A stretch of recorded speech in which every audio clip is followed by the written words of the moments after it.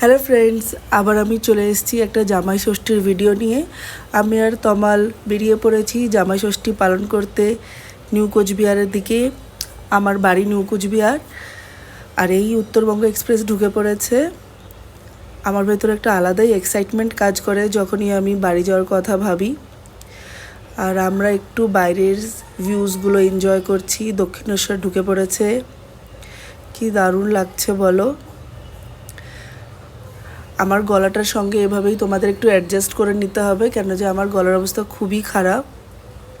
তমাল এখানে ঝালমুড়ি এনজয় করছে আর বাইরের ভিউজগুলোও এনজয় করছে তার সঙ্গেই। এরপর ডিনার করে আমরা ঘুমিয়ে পড়লাম।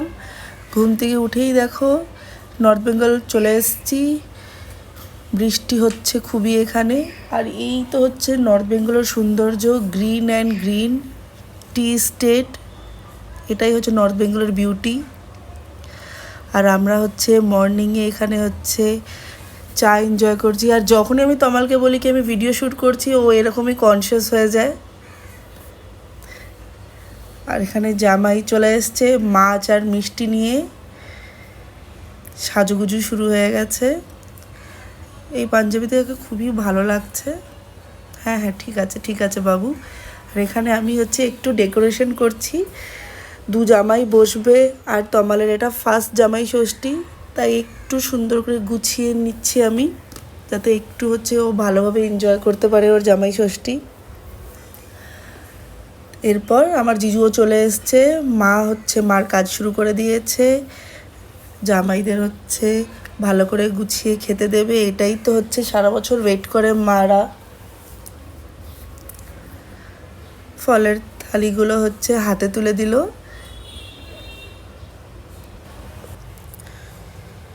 মাঝে মাঝে ভাবি জামাই ষষ্ঠী একদিন আর বৌমা ষষ্ঠী যদি আরেকদিন হতো কি না ভালো হতো। মা দুজনকেই হচ্ছে পাঞ্জাবি গিফট করলো। এরপর হচ্ছে আমি কখন গিফট পাবো, আমি তো শুধু সেটাই ভাবছি। তাড়াতাড়ি এদের হচ্ছে এই খাওয়া দাওয়ার পর্বটা শেষ হয়ে যাক, তারপরে পেয়ে যাবো আমিও গিফট। আর আমার বাবা কখনো কোনো ওকেশন হোক, নিজে আশীর্বাদ করার হচ্ছে টাইমটা হচ্ছে কখনো বাদ দেয় না।